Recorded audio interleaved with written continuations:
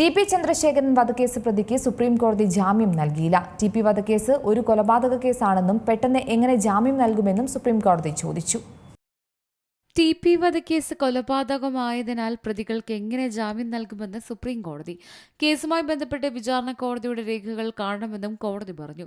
സാക്ഷിമൊഴികൾ ഉൾപ്പെടെ കാണാതെ തീരുമാനമെടുക്കാൻ കഴിയില്ലെന്നും കോടതി വ്യക്തമാക്കി. ഇടക്കാല ജാമ്യം നൽകണമെന്ന ആവശ്യം സുപ്രീം കോടതി അംഗീകരിച്ചില്ല. കേസ് പരിഗണിക്കാനായി വീണ്ടും മാറ്റി. ആരോഗ്യ കാരണങ്ങൾ ചൂണ്ടിക്കാട്ടി ടി.പി. വധക്കേസ് പ്രതിയായ ജ്യോതിബാബുവാണ് ജാമ്യത്തിനായി സുപ്രീം കോടതിയെ സമീപിച്ചത്. കേസിൽ ചൂടേറിയ വാദപ്രതിവാദമാണ് നടന്നത്. ജാമ്യ ഹർജിയെ ടി.പി. ചന്ദ്രശേഖരന്റെ ഭാര്യ കെ രമ എതിർത്തു. സംസ്ഥാന സർക്കാർ മറുപടി സമർപ്പിക്കാതെ ഒളിച്ചുകളിക്കുകയാണെന്ന് കെ രമയുടെ അഭിഭാഷകൻ സുപ്രീം കോടതിയിൽ വാദിച്ചു.